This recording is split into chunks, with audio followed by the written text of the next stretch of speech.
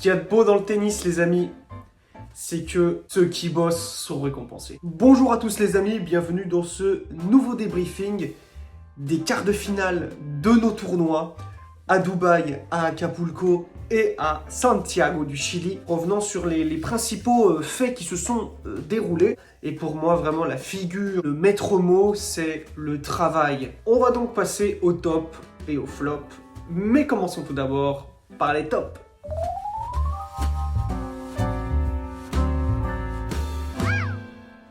Et on va commencer comme d'habitude avec Dubaï. Et là, j'ai deux tops qui me viennent immédiatement. Le premier qui s'appelle Quentin Alice, encore une fois en top pour la 3e journée consécutive, parce que c'est un match qu'il va chercher au mental. Parce qu'on voit très bien dans le premier set qu'il n'est pas bon du tout. Un premier set où il ne tient pas un échange en revers. Le service n'est pas impactant, les courses ne sont pas bonnes et il s'étire le mollet, il se demande un petit peu ce qui se passe et voilà, on sent que ça va pas le faire quoi. Et dans le deuxième set, il se fait breaker tout de suite, on se dit mais comment est-ce que ça va se passer, tout ça. Et en fait, il se met à rejouer, il dit rien, tout le long du premier set qui se fait matraquer, il dit rien, il joue.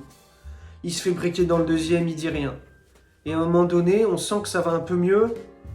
Luca Nardi fait un peu plus de fautes sur son jeu de service. Et il est plus impactant. Et il revient et il débreak. Il débreak et après ça continue. Et il rebreak après derrière. Il rebreak derrière. Il sert pour le set. Il a des balles de débreak. Il les convertit pas à Nardi. Parce que effacé magnifiquement par Alice. Et il gagne le deuxième set. Et après, dans le troisième set, il y va, il s'accroche, on sent qu'il en peut plus. Et il gagne tout ça au tie-break du troisième.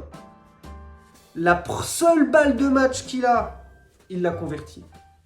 Extraordinaire Alice, qui bat un Luca Nardi qui était en forme. On sentait que Alice, il était cuit, mais complètement cuit. Il a dit après en interview, ça s'est joué une balle de match. Le coup droit de Nardi, il sort de ça dans le couloir.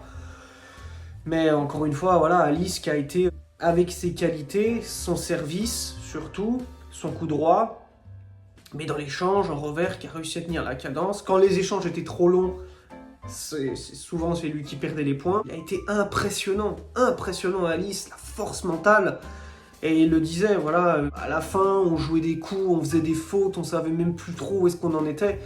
Donc je ne sais pas ce que ça va donner pour la demi-finale, là. Qui plus est face à un Ogel Yassin qui l'a battu la semaine dernière, donc qui lui, physiquement, m'a l'air tout à fait en pleine forme, très affûté, donc je ne sais pas ce que ça va donner, mais en tout cas, je tiens à féliciter Quentin, vraiment, et à l'applaudir, parce que vraiment, une performance comme ça, moi, je suis heureux de voir des Français comme ça qui y vont. Quentin Alice, c'est pas le joueur qu'on a tous envie de regarder, c'est pas le joueur qui est très connu, c'est pas le... Mais il s'accroche, il va à TP 500, il a tapé Roublev, il tape Bautista Agut, même si c'est Bautista Agut, il tape Luca Nardi, quand même, qui a pris un set à Alcaraz, et puis qui est pas non plus un peintre, il avait battu Djokovic, même si... Quand on parle de Nardi, on parle que de ça, parce que c'est vrai qu'il n'y a pas grand chose derrière, mais... C'est des mecs qui progressent, Luca Nardi, et ça va être intéressant de voir ce qu'il va faire cette année. Je suis extrêmement heureux pour Quentin Alice qui ne dit rien, qui continue, et qui avance, qui joue. Et donc je suis très très heureux pour lui. Bravo Quentin, tu nous as régalé. Croise les doigts évidemment pour cette demi-finale contre Félix. Félix qui n'est pas pour moi un top, mais qui a fait un match solide contre Marin Cilic en 3-7. Ce qui est dommage d'ailleurs parce que vraiment il ne doit pas perdre ce deuxième set sur un jeu qu'il donne vraiment. Hein. Donc bon, on sent qu'il y a encore de la progression pour Félix parce que c'est vraiment un match qui l'auto-rallonge. Il a fait vraiment toutes les cartes en main pour fixer Cilic. Le truc c'est que Cilic, dès qu'il a vu une opportunité, bah, il l'a saisi et une fois qu'il a breaké, après il a cadenassé tout ça, service, beaucoup de premières, des 1-2 avec le coup droit. Et voilà, là-dessus, rien à dire pour Cilic, mais... Je pense que Félix avait plus de cartes pour finir ce match en 2-7, mais il a gagné, donc bravo à lui. L'autre top de Dubaï, c'est évidemment le gigantesque Talon Griekspoor, et je suis heureux pour lui. Je suis heureux pour Talon Griekspoor, parce que, mon Dieu, que ça met une gifle monumentale à tous ceux qui pensent que tout est gagné d'avance. À tous ceux qui pensent que tout va arriver et tout va gagner parce qu'on s'appelle un tel ou un tel. Ce qui n'est pas été le cas de Medvedev hier, parce que Medvedev fait un très beau match. Mais Griekspoor, mon Dieu, 3 matchs en 3-7 qu'il va chercher avec les Grones. Qu'est-ce que c'est que ce match de Griekspoor? Il a des balles de match contre lui à 6-2, 5-4 pour Medvedev, service Griekspoor. Mais je le disais hier, et je suis content parce que non seulement ça veut dire que mes analyses sont pas tout à fait stupides, Griekspoor progresse. Et qu'est-ce qu'il nous a fait hier, Griekspoor? Encore une fois, il a compris son adversaire et il a fait évoluer son jeu. Griekspoor, hier, ça a été des chops de revers, des services volés très régulièrement, parce qu'il a compris que dans la cadence, et on l'a vu, c'était Medvedev qui était fort, mais il a bien servi, il a voléé parfaitement, il était en jambes et on voit qu'il se la collait, qu'il se la recollait, qu'il continuait, qu'il avançait, il se la donnait physiquement, c'était dur, le gars il n'en pouvait plus. Mais il est allé chercher ce match, il va chercher le tie-break et il conclut le set magnifiquement. Et derrière le 3e set, les deux servent bien, leur jeu de service passe bien. Et derrière, il mène 6-5. Il en peut plus et il va chercher la balle de match à la fin. Mais c'est amplement mérité. Daniil Medvedev, je peux pas le mettre en flop, vraiment, parce qu'il fait vraiment un très bon match. Mais c'est Griekspoor qui a joué top 10 hier. Ah, Griekspoor, il a joué top 10. Il a fait exactement pareil que contre Hugo. C'est que il a réussi à faire dérailler Medvedev. Il a compris comment Medvedev fonctionnait et il l'a fait dérailler. Et ça, c'est extraordinaire, il y a peu de joueurs qui savent le faire. Vraiment, sur le circuit actuellement, il y a peu de joueurs qui savent le faire. Et ça montre que Griekspoor a tous les coups du tennis. Il fait des chops, à la volée, il fait des superbes amortis. Même des amortis, il était capable de les faire. Alors, et pourtant, on voit dans le dernier jeu, il a 2 balles de match pour lui. Il s'aborde un peu en faisant des chocs de revers, puisque physiquement, on voit qu'il n'en peut plus. Qu'il est cuit. Il a fait 3 matchs en 3-7. Il fait un premier tour piège contre Safiuline. Ça fait 5-7, 7-6, 7-6, c'est un truc de taré. Là, pas Hugo Humbert qui avait massacré les HK, mais il a réussi à le faire dérailler.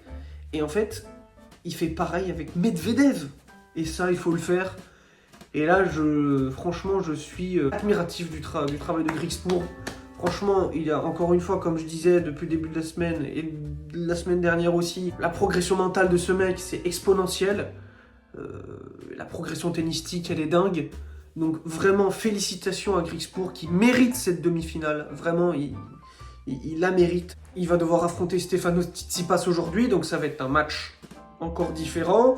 Ça va peut-être lui rappeler des mauvais souvenirs à Rotterdam. Mais en tout cas, bravo à Griekspoor qui a fait un match énormissime, qui mérite sa victoire. C'est une leçon de lecture du jeu de l'adversaire, qui a vraiment un seul plan de jeu qui fonctionne très bien. Les longs rallyes, jouer long, se mettre loin pour retourner, etc. Et qu'est-ce qu'a fait Griekspoor? Ah ok, on analyse. Il se met loin au service, je vais faire des services volés. Les rallyes, il est imbattable, il joue tout sur le fond de cours. Ok, on va faire des chops, on va essayer de le déstabiliser. Et à un moment donné, de faire des amortis, de monter au filet, d'accélérer. Moi, Griekspoor a tous les coups du tennis, là. Là, il a tous les coups du tennis. Il peut peut-être encore progresser sur la main, mais... peut-être sur le déplacement, mais vous avez vu, c'est lourd, Griekspoor, hein. C'est une grosse carcasse, hein, donc... non, bravo, félicitations à Talion Griekspoor, qui mérite sa victoire. Qui affrontera d'ailleurs Stefanos Tsitsipas, que je dois féliciter aussi pour sa victoire contre Berrettini, qui n'était pas une victoire facile. Berrettini était un petit peu moins inspiré. Encore une fois, ça confirme que c'est encore le mental. Stefanos Tsitsipas qui joue Berrettini, qui a éliminé, oui, certains Djokovic, machin, mais c'était quand même Djokovic. Berrettini qui a battu Griekspoor, c'est pour vous dire. Vous appelez Stefanos Tsitsipas, bon... ok, je viens de me sortir Karen Khachanov, je me tape Matteo Berrettini, sur dur. Imaginez le mec, ce qu'il est en train de s'envoyer, et il se le tape. Un Berrettini qui a pas toujours joué juste. Tsitsipas, au tie-break, on sent qu'il commence d'avoir la science de ce truc-là. Derrière, il fait un peu comme contre Khachanov, il laisse filer le deuxième. Et dans le troisième set, les deux jeux égal, etc. Berrettini qui ne convertit pas les balles de break, mais parce que aussi, sur une des balles de break, il y a une course de dingue de Tsitsipas, avec une super main. Et derrière, c'est Berrettini à 5-4 pour Tsitsipas, qui craque sur un revers dans le filet, qui pourtant n'avait pas été mauvais, Mais je pense que dans l'impact, Berrettini, on l'a vu faire mieux. Mais il fait un bon match, Berrettini. Donc, malgré tout, je tiens à féliciter Tsitsipas qui, lui, a été régulier avec son coup droit, qui, ça y est, se régule. Il a repris confiance en lui. Et encore une fois, c'est le travail, le mental. Bravo, Steph. Ensuite, sur Acapulco, pas grand-chose à dire, effectivement, si ce n'est quand même la victoire de Denis Shapovalov contre Marcos Giron. Alors, je trouve que c'est un Shapovalov un peu plus brouillon. Je l'ai trouvé un peu plus dissipé, vouloir peut-être chercher un peu plus le public, et puis des coups droits un peu plus aléatoires. Ça m'a moins convaincu, cette victoire contre Giron. Mais je tiens à le mettre en top quand même, parce que c'est des joueurs qu'il faut battre, Giron sur dur. Et puis, c'est quand même accroché. Il a très bien servi, donc...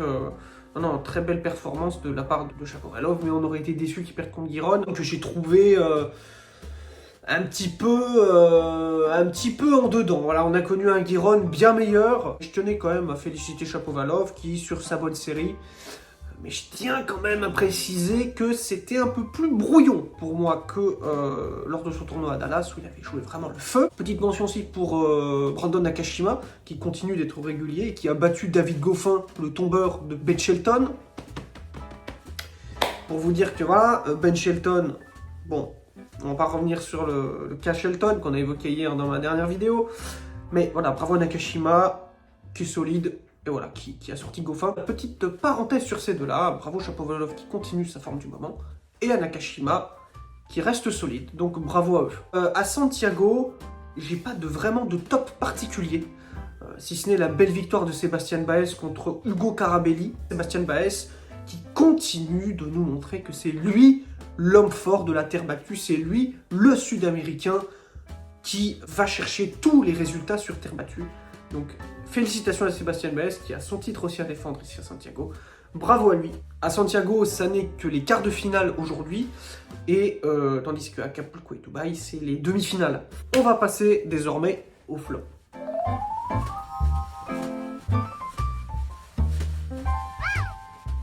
Hier, en regardant les matchs, j'ai pas vraiment trouvé de flop. Pour être très honnête avec vous. Et tant mieux, je suis content quand il n'y a pas de flop. Le seul flop que je donnerais, c'est à Santiago, et c'est Mariano Navone. Je vois le verre à moitié vide. Dzumhur, on sait que c'est plus sa surface, la terre battue, parce qu'il a une bonne main, il se déplace bien, il a du coffre. Mais Mariano Navone, hier, je le mets en flop, parce que déjà, il doit battre Damir Dzumhur. Déjà une question de statut. Question de classement, et surtout parce que le contenu n'était pas bon. Des fautes en longueur, mais c'était pas possible. Des fautes dans le filet, des fautes dans le couloir. Parce que Dzumhur ramenait les balles, des balles pas en cloche, hein, mais des balles bombées, lui forçait dessus. Et donc quand vous forcez sur une balle un peu bombée, bah, c'est un peu compliqué. Au lieu de construire son point, des amortis mal touchés, je pourrais dire top Dzumhur, parce que vraiment Dzumhur fait un bon match. Dzumhur perd le deuxième set. Après avoir gagné le premier, il se fait breaker dans le troisième. Mais derrière, c'est pareil, Navone, il y a des fautes, ça joue pas juste. Et Dzumhur, lui, il a joué son jeu du début à la fin. Les balles bombées de Dzumhur gênaient Mariano Navone, mais qui n'a pas réussi à trouver une autre facette de son jeu. Et c'est un peu ce que je remarque chez ces joueurs-là. Style Etcheverry, style Navone. Pourtant, c'est pas le même style de jeu, les deux, hein. Mais on est sur des joueurs qui n'ont qu'une seule palette. De savoir courir partout, de savoir mettre des balles bombées, de savoir bien se déplacer. Et qu'est-ce que je peux proposer d'autre face à un joueur comme Dzumhur, qui sort du lot de ces mecs-là, et qui pourtant joue bien sur terre battue. Il n'a pas réussi à mettre sa nature de côté pour proposer un autre style de jeu qui embêterait Dzumhur. Et c'est là que c'est la grande différence entre des mecs comme Griekspoor, par exemple, j'en reviens encore sur lui parce qu'il réussit à moduler son jeu tout en gardant un fond de commerce propre à lui sur ses jeux de service, c'est-à-dire un gros service, se décaler en coup droit, etc. Mais tout ça, il le façonne parce que j'ai un adversaire qui joue comme ça. Et donc voilà, flop pour moi pour Mariano Navone, parce qu'il doit gagner ce match contre Dzumhur. Voilà les amis pour le débrief de ces quarts de finale de nos ATP 500 et les huitièmes de finale à Santiago. On se retrouve demain pour l'analyse de nos demi-finales de nos ATP 500 et les quarts de finale de Santiago. On regarde tout ça avec grande attention. Je vous souhaite à tous de bons visionnages. Je sais tes matchs et à demain les amis.